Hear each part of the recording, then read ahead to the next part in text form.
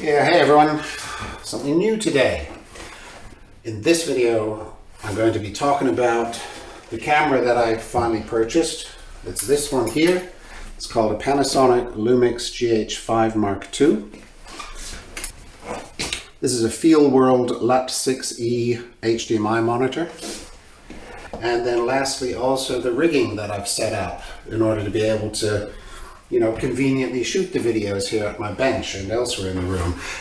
And so if that sounds like you, stick around and watch. So first off, the camera. Now, the reason I haven't done a video for a few months now is because the last one I did was just terrible. The quality, the flickering, the graininess, it was so bad I just didn't want to post it. So I said I'm really going to have to sort out my video equipment.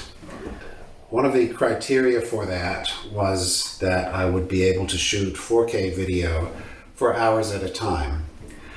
Now, you might have a camera or a mobile phone that can shoot 4K. This phone can. Every phone I've had for a decade can shoot 4K. And most cameras can as well. But they can't shoot 4K for more than like 10 minutes. They overheat, they turn off, and that's it. The best way to figure that out, if you're looking at cameras, is to go to Google, type in the model of the camera, and then 4K overheating problem. So that's the best way to figure out if a camera you're looking at is overheating. And I did that for many, many cameras. And I haven't got a lot of money, so I'm trying to get a camera that fits in a budget. And I've done this repeatedly over the years. I've gone looking for a camera that could maybe shoot 4K all day within a budget.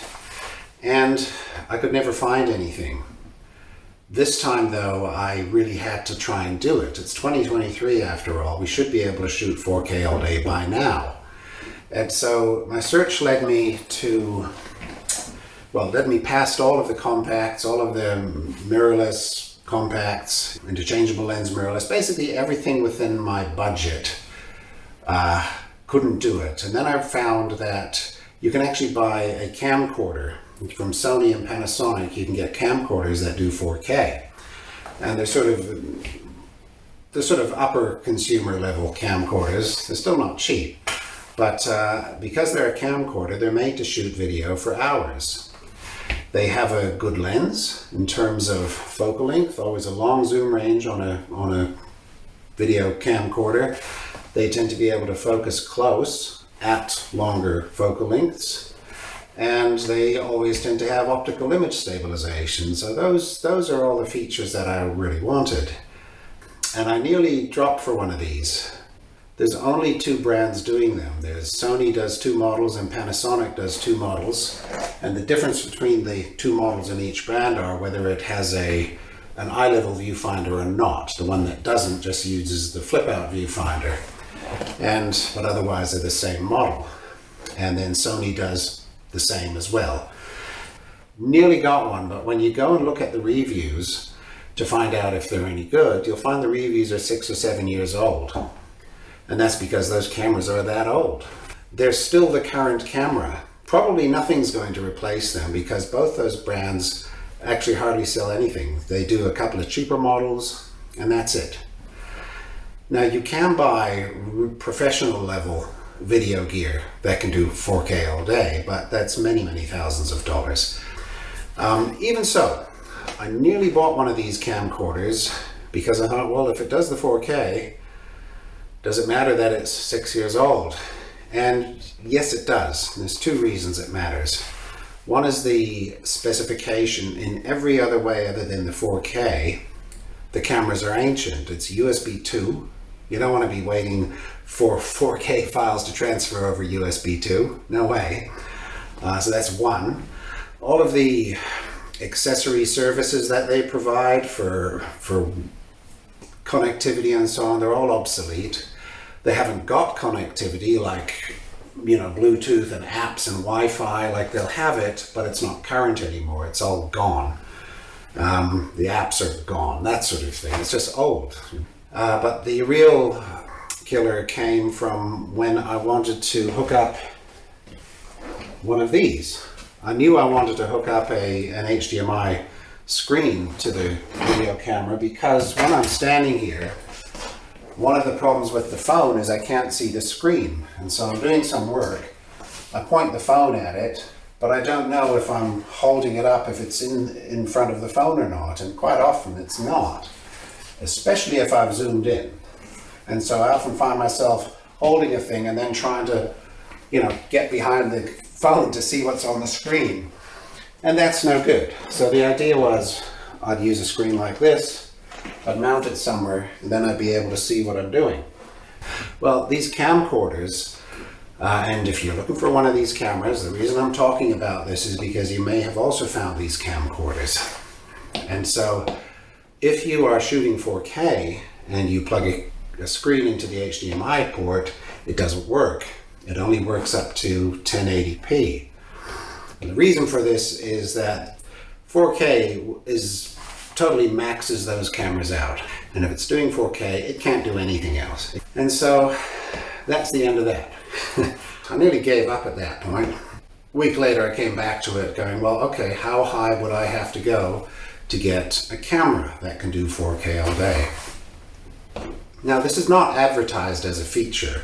4K is, but 4K all day is not. It's not a feature. Every camera says 4K. And then you've got to go look it up, you've got to find the manuals, to go to the manufacturer's site, go to Google, type 4K overheating problem, and then figure it out if it can. And nothing can. I kept going higher and higher and higher in the prices just to see, well, where would it stop? Where would I finally get the feature? And this was the camera. Panasonic Lumix GH5, the first model of that, that's the camera that does it. And that came out 5 years ago, I think in 2018. I could have got that back then, but I had a mental block. I wasn't going to spend that much money on it. But this time I looked, and when I came to find this camera, they had already replaced it with the GH5 Mark II. The GH6, if anyone's looking at that, it does have a more powerful processor in it, and because of that, it gets an extra couple of very high-end video formats. In particular, things like you can get, this will do 4K 60 frames per second slow motion, and the GH6 will do 4K at 120 frames per second. That's probably the best feature you get for the extra money and the extra CPU and so on. I think that's the only one, really. The other stuff is just high-end formats and so on. But the downside of the 6 is it's also a bigger and bulkier camera. It's quite a bit more expensive, but it has a fan in it. And I don't want a camera that has a fan in it because I want it to be able to dissipate heat all by itself, not have something blowing. I mean, so the GH5 Mark II is it. The biggest flaw of the GH5 series was the autofocusing, and it's just due to the way it assesses focus, which is by contrast detection. It's nice to see that in the Mark II version, all of that is greatly improved. All right, so that's the camera. If you're looking for 4K all day in a workshop camera, this is it. This is the choice. That's the one. The pricing, as I say, was quite high, but I've gone into debt for you guys so I can make these videos. And who knows, one day YouTube might monetize me and I might get a few pennies back and then I can pay it off. That would be nice. So this is the star of the show, the Panasonic Lumix GH5 Mark II. Very nice camera. It's got an incredible feature set. It's aimed at videographers, even though it looks like a photo camera. I only bought this because it was on sale. And it came with an extra lens. It was the equivalent of a standard lens, so it was a 25mm, and it's a 1.7, so it's quite fast. You get a nice short depth of field with that. But this is the lens I really wanted. This is a 12-60. This is a Leica lens. So Leica makes beautiful lenses as well, and so they have some deal with Panasonic where Leica will make high-end lenses for these cameras, and then Panasonic makes, you know, the mid-range lenses for the camera. So you can always get the Leica one for a lot, or you can get the Panasonic for half or less the price. Now this one here is 12 to 60 millimeters, and that's the equivalent of a 24 to 120 on a 35mm camera. And if you know your 35mm cameras, 24 is a nice wide angle. It's about as wide as you want to go whilst avoiding a lot of distortion on the edges. And 120 is a nice short telephoto length, and so that's perfect. I thought I could set that up here and I could get shots that have, you know, about this kind of amount, and then if I zoom in I can get it down to about that, you know, just the workpiece and so on, all without having to change the lens. If you look at other kits, they most often give you something that's a super wide to a wide, or at best a very wide to a standard, but you don't always get a lens that gives you a nice wide to a nice tele, and this is that.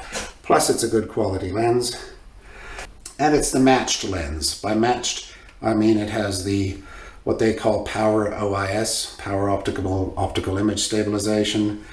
You can switch to manual focus as well directly on the lens. And with the optical image stabilization, it works with the same thing in the body that also has a mechanical image stabilization in the body. And so these work together and give you incredible stabilization. It's another thing these are famous for, the GH5, is the incredible stabilization. They call it gimbal-like, you know, as people use those big rigs. With this camera, you double up your stabilization. You can even add electronic stabilization as well and have 3 types of stabilization all in sync. And it's amazing. You know, you sit there. It's meant to be tripod-like. You just stand there and it's absolutely solid. It's amazing. And it works. It's very, very good. Getting that lens was certainly attractive. And the whole thing was on sale for about 1/3 off. So I'm very happy with that purchase. I think it is the ideal camera for a workshop like this because of these specific features: video focused, 4K all day, no overheating, great range of lenses. It's not heavy. If you bought a full frame, you might be looking at full frame SLRs, but they're twice the size. The lenses are huge. And because I want to hang this over my bench, I don't want something that's, you know, 2 kilograms or 2.5 kilograms with the lens. It has to be reasonably light. The other part of this is the screen. So this is an HDMI monitor, and these are very popular with videographers. You'll see them usually mounted to the top of the camera. Now again, a lot of research went into purchasing this screen. This is called a Feelworld LUT6E. This is the current, the very latest model. It's only just out now. You'll only find a couple of reviews on YouTube, apart from this one. It's not really a review, I'm just talking about it a bit. Feelworld seemed to be a pretty price-conscious manufacturer. Now they come in different screen sizes, like 5, 5.5, 6 inch, I think 7, 9 or 10. And the big difference is really the brightness. So if you buy one of the previous models, which are all current on the websites, they are 500 nit brightness. That's not bright enough if you're outside. It's okay indoors, 500, but once you're outside, it's just not bright enough. And so people have all these boxes over them to be able to see the screen. And so this company did put out a model that had 3000 nit brightness. That seemed like the answer to it. But if you carefully go through the reviews on YouTube, it's not, because they have a fan right here, and the 3000 one is so bright and hot that the fan is on all the time. And because you might want to use the thing on top of your camera, and you might have a microphone on your camera or thereabouts, I didn't want to have anything on the camera that was going to make a racket, even if it was a quiet racket. And so I decided against that model. And then as I was researching, the next series came out, and the big feature of the current series of these is their 1600 nit. That's perfect. It's bright, it's plenty of brightness for outside, and although they all have a fan, it doesn't come on. I haven't heard it. Another big benefit of this camera is it has a full-size HDMI port. Almost no other camera has a full-size HDMI port. They've all got little miniaturized connectors which are very weak and delicate. So that's nice, another nice feature of that camera. They seem to have the same feature set pretty much across the board, though there are some hardware differences with inputs and so on. It doesn't matter which one you're getting, they've got the same operating system on them and they all do the same things. And when you see the pictures, they've got all kinds of graphs and things and displays and stuff on them, and it looks very cool. Now, because I'm new to this, I couldn't tell, and nothing would tell me if what I was seeing on screen was in any way connected to the camera's output, the actual, what the camera was doing. So if this has a focus detection option, I couldn't tell whether it was getting that information from the camera or not. But no, there's no connection between the camera and this other than the video and the audio, nothing else. So everything that this displays on screen, it's making it up based on the video feed. And there's also no control. You can't touch here to turn on the recording or anything like that, which would have been really nice if you could do that. All right, those are the two big purchases, the camera with the lenses and the HDMI monitor. Now in this next bit, I'm going to show you how I got this all rigged up here over my workbench to use it. So the thing that really started this all off is that I was standing here one day getting angry at my normal video setup. I looked up here and I've got this shelving unit, and I realized that this corner out here is about the same distance from the wall and height off the floor as the top of this cabinet right there. And of course this side of the cabinet is also the same height and distance from the wall as the corner of the identical cabinet I have right there. And so as you can see already, I've got this bar up here and one there as well. In fact, that camera's hanging off it right now, and it would be out of the way. All my stuff would open up, no problems. It's not in the way of the lights. It's hanging over the front of the bench here. I thought if I can get a camera up there like this, just have it hanging off that and be able to move it about a foot this way and a foot that way. That's what I wanted to be able to do. And so then I set about trying to figure out how could I do it, and my first thoughts were that I would need a square section or a rectangular extrusion, and so I went off to the aluminum provider here local, and the cost was prohibitive. I didn't think I would be able to use a round piece, but in the end the round bits were really cheap, like a tenth of the price of the aluminum.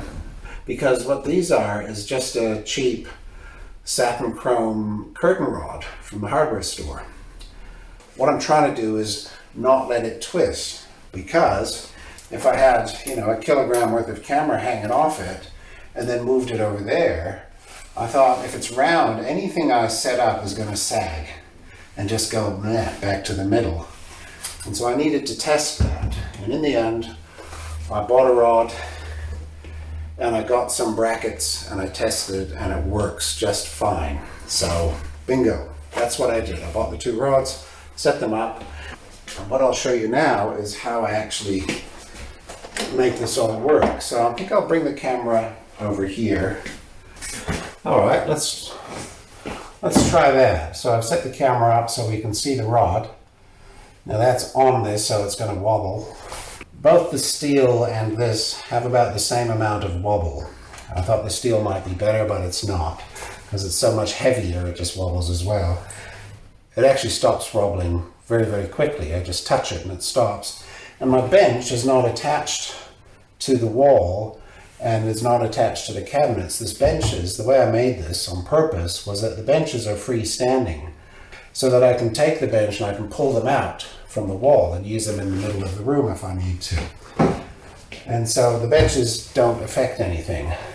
So that's one thing. The other thing is that the stabilization in the camera I purchased is so good that the wobble doesn't even affect it. The next thing was to find some brackets to make this all work. Now I tried a variety of systems. This is the one I settled on, and I'll show you this. This is from a company called Small Rig. Small Rig makes zillions of sort of CNC'd kind of accessories for cameras. And they're priced pretty well. Most of the stuff is pretty cheap. I'm not endorsing anything, I just tell people what I've used. Small Rig also makes this gadget here. Like, you might have thought the camera looks a bit strange, and it's because it has this thing around it called a cage. Now cages are very popular with videographers because they let you attach gadgets to all sides of your camera. So I've got the Small Rig cage on the GH5 Mark II. I've got a Small Rig clamp, and this is a nice clamp. It's got a metal thing here. This is really strong. It's really nice.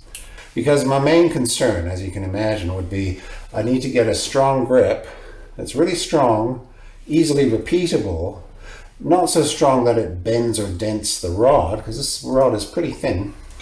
This is the rod. 3-meter curtain rod, 25mm diameter. I thought it was 30. So this needed to be able to clamp on very tightly and not slip. And so this plastic here, it's not just stuck on there, it's actually sitting in holes. So that goes on like that, and I go like that, okay? And I can, if I want to get a bit more out there, I can go like that and so on. But let's just say I'm hanging it like that. And then underneath that I have a little adapter which converts one of the threads to this piece here. Now this again is a Small Rig item, and it's what do they call them? Articulating arm. And these are used to mount things on your camera. I did buy this one first. This one was very cheap, and also by Small Rig, and it's no good at all. These are similar to the dial test indicators we use, you know, these things, but not quite. The difference is that in the middle, see, they have teeth on this middle one. So you can lock the middle piece, or at least get it positioned, before the end pieces are locked in place. Now the problem with this one is the metal that the ball ends are made out of is too soft, and the way it clamps down on it actually makes dents in the little balls. And so I went up a model. They have this one, which is really nice. It's really good. And so the idea is I go from the clamp to this thing, and then under that, this is a Ulanzi ball socket head for a camera. It normally belongs on top of a tripod like that, and you put your camera on it and you position it and you lock it like that. That's what that's for. So I just have that hanging upside down.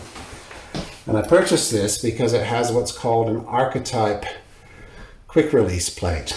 Arca refers to the old Arca Swiss cameras from 100 years ago or whatever. I've actually got one upstairs. And this is a very small archetype. You can get archetypes in different lengths like that.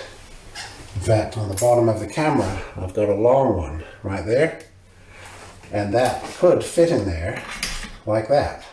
You just go anywhere along it. But on top of the camera, I have the correct plate for this little one. That's sitting right there. Because it's very small, I was able to position it in the middle there. So the idea is with my left hand I hold the camera, with my right hand I operate the quick release, and then it basically just hangs there. It hangs straight and square, pretty much. Now, because I don't really like having this expensive camera hanging there like this, I made this.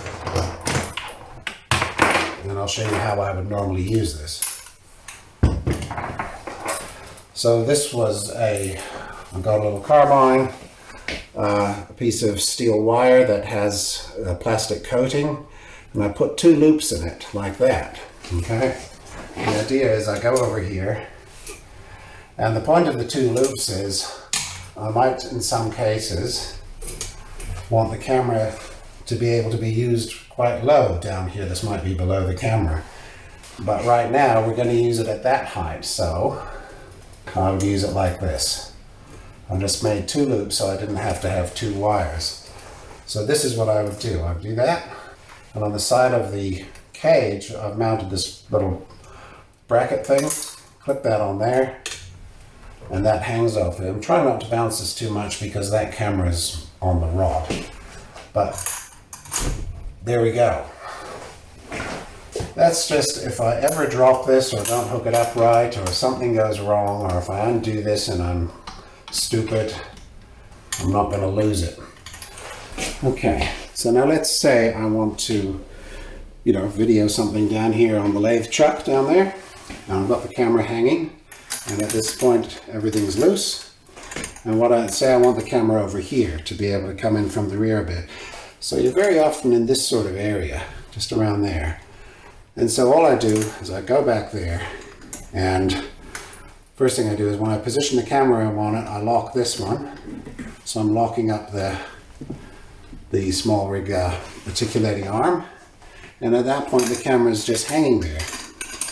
And that's on purpose, because if I didn't use this extra ball head, then if I just wanted to make a small adjustment to where it points, I'd have to release the whole thing.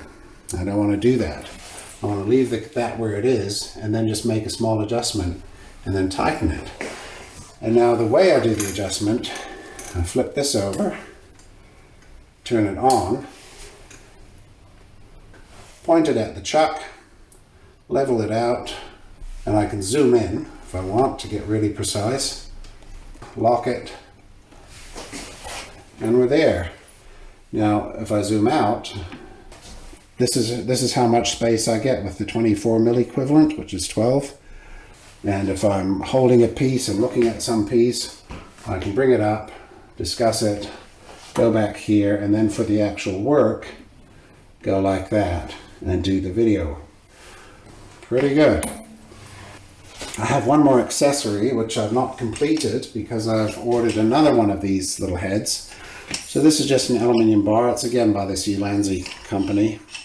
And what I'm going to do is have a quick release plate here and the other end of the ball and socket on this end. If I want the camera to be down below, much nearer to the lathe, I've got this extension bar and I'll be able to go take that off. The quick release plate will go into that, and then the other side the camera will go there. And that just gives me an extra foot of vertical height in this whole thing. Okay, since doing the first draft of this video, I've now received the extra ball joint that I was talking about just a moment ago. So here it is. It's another one exactly the same as I've used on this rod and on my little HDMI monitor. It has the small Arca Swiss fastener, and it's sitting on this rod, and the other plate, the actual quick release plate, is on this side of the rod, like that. And so the way I'm going to use this is like this. So I'll bring the thing out, tighten it a little bit. I'll bring out my safety wire. Now this is now on the second loop. It's a little bit too short, so I might need to lengthen this a bit. Of course, I'll clamp that on the camera as I do. Take the rod, put it in this quick release right there, and the other side we'll just do the same down here. There we go. So let's say I want to bring it out here somewhere, like it's going to look over my shoulder while I'm doing something on the lathe.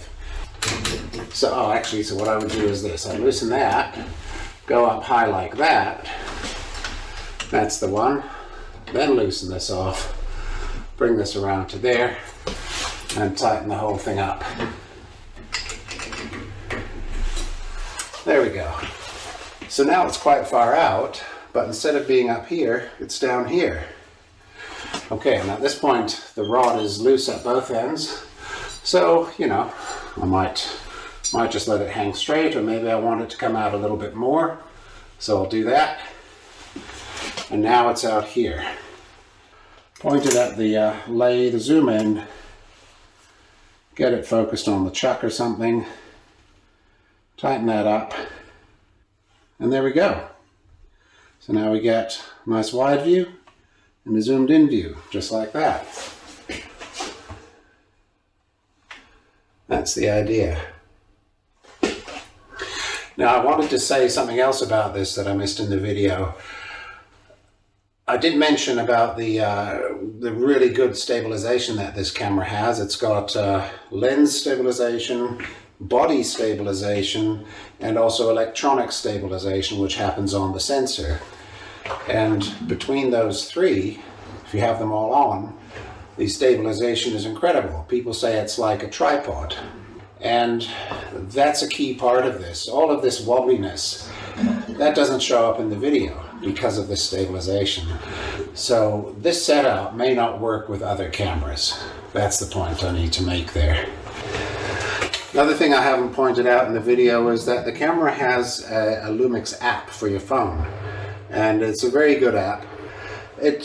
It does heaps. It doesn't do everything. I thought it might give you access to all of the settings in the camera, a bit like a GoPro app does. You can do everything, but it doesn't have everything. But in terms of shooting stuff, you know, it's making adjustments to all your settings just for shooting. It does, but it doesn't let you like save custom modes and stuff like that. You can't operate the entire camera off the phone, but that's all right. I mean, you've got the screen. It's fine. And of course, there's a similar tethering app for the PC as well, where you can control it through your tablet, your Surface, or your PC. And in a very basic mode, the phone app has just a button to record video and a button to record a picture, take a picture. And so you can just have that sitting there. And if you want to record, just hit the button on the screen instead of having to play with the camera. And so that's another way you can use this. And the last sort of minor kind of feature about this whole setup is the way it all packs up. I like this very much. So say I loosen everything, again, loosen, and then loosen the arm, and the whole thing drops like that. And I would then take the camera away, like that, and I take that upstairs with me. But this whole setup, you know, I just push it along to there, and this as well. I just push it along to there, and the whole thing, super compact and out of the way like that. Really cool. Love it. Alright, let's get on with the video. Another part of this is power for the camera, because I notice I haven't charged it. This particular model, not the previous one, but this one, the Mark II, can accept power from the USB lead, which is great. I've got a long lead that I can hang over the top and plug in there. So that's how that works. That's good to have. Let's look at the monitor. Okay, the way that's going to work is like this. Yet another one of these little tripod things. These are very cheap, these Ulanzi. Very cheap and nicely made. But the best bit is this very small archetype plate, which I like.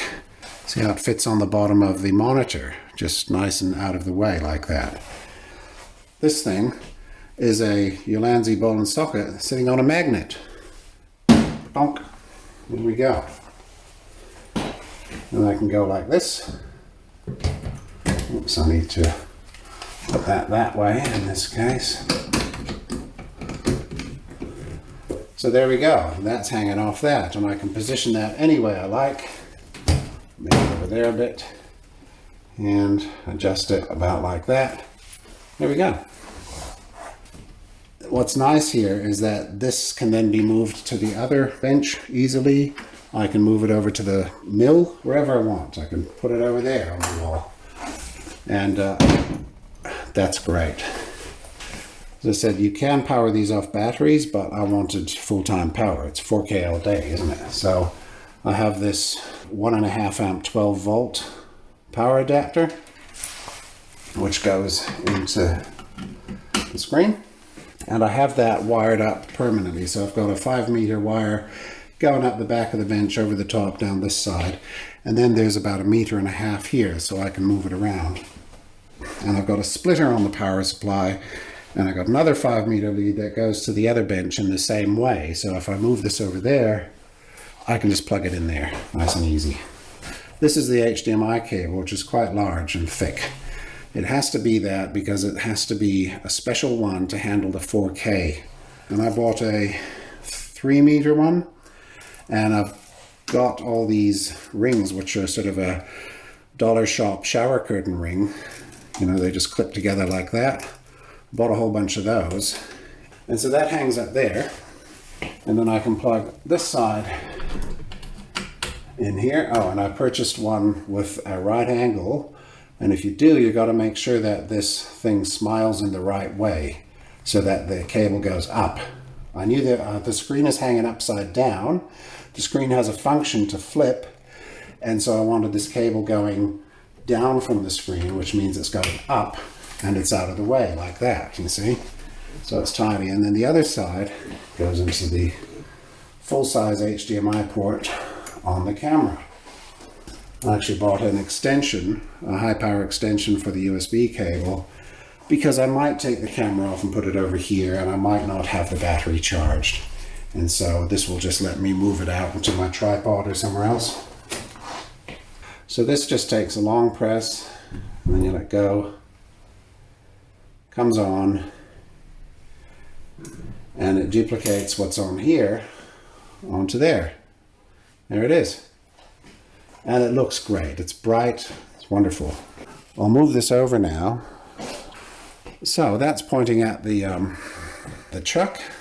I'll zoom in, frame it, lock it. I'm ready to go. I can do my work, chat to you, show you things, blah, blah, blah. Look at this. Isn't that great? Perfect. And then I'll say, we're getting back onto this workpiece. So I'll come up here, I'll zoom in like that. Isn't that nice? So the way we're using this is we're using the stuff you see on screen, apart from the image there, like this thing with the volume and so on, audio, that's from the camera. Those are the camera's displays, so I can see exactly the same stuff on the back of on the camera screen as well. So we're not using the screen's own interface. I'll show you that here. These are shortcuts to the screen's interface. If you double tap, you get the main menu, and in there you can do all these things like turn on a histogram, and you've got those there. But note, it's getting that data from the HDMI feed. It's not the camera telling it what's in there. But you see how it works. Pretty cool. Turn that off. And so we're not going to use the Feelworld's information. We're just using the camera's information because ultimately it's better off the camera. The camera has got displays like that as well. It's got levels and everything. I just haven't got them on. I've created a custom mode here in the camera specifically for the workshop. And now this is 1080p footage. So I'm creating two modes, a 1080 mode for the workshop and a 4K mode. And using the custom modes that this camera has, I can switch between them. So here, let's say I'm looking at this, and you can already see that's in focus, and you can see that the background there is not in focus. Boom, now this goes back to, well, it's struggling a bit between that and that area. Now it's focusing on this piece, but even better, if I bring it really close, like that, I can examine something very close up by the camera. And this lens, this is the 12 to 60 Leica lens. See, it focuses very, very close. It's beautiful. It's really nice. And then if I go back to there, it's focused down there. So that's the point of having the autofocus. So let's do a little cut. Now I haven't done this yet because I've only just set all this up. Now this is 1080p. One thing I noticed too is that this camera at 1080p looks amazing.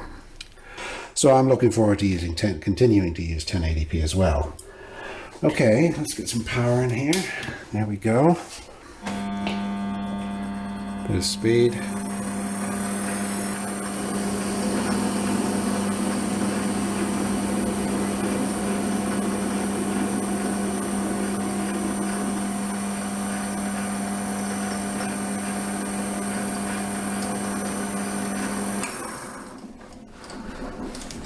Nice. But there's more. We've got another lens. Now this is the second-hand lens I purchased, the 45 to 150. And it's a small lens, it's a cheap lens, it's a slow lens, it's not a Leica, it's just the Panasonic brand one. It's got the optical image stabilization. And so I'm just going to pop this lens off. And now we have the other lens on. So we took that lens off that was 12 to 60, and now we've put this one on and it's at 45. So instead of about 120mm telephoto, we are now at 90mm telephoto. So the other lens could go about that close, or about there. This one can go like that, which is pretty cool. So that's now manual focus, and then the lens has a focus ring. There we go. Let's try that out.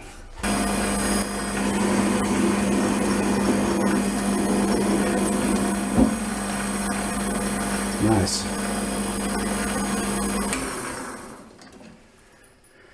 Very nice. So other features that I can show you here. This screen does actually zoom in like that. Okay.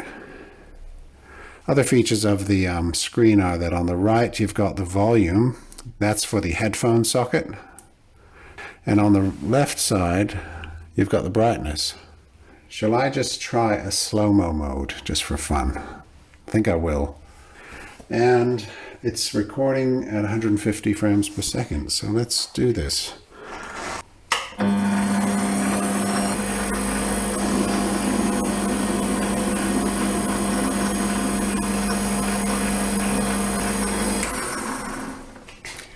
So that's how that works. Shall we see what it looks like?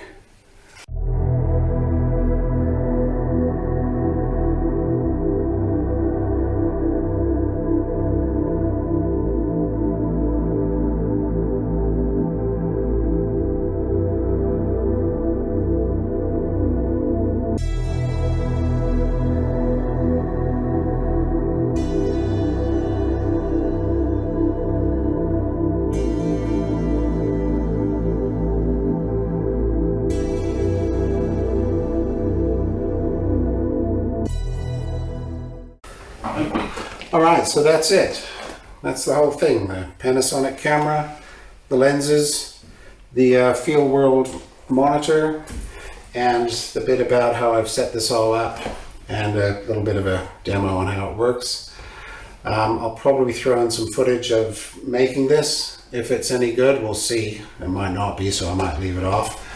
Either way, this is the end of the video for all intents and purposes. So if you want to know anything else about the camera, let me know, or any of these particular gadgets that I've added to it.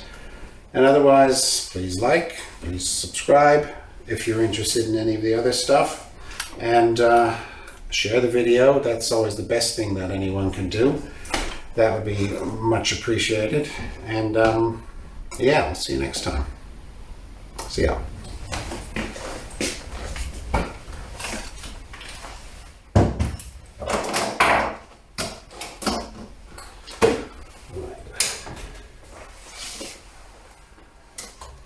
Clean this up.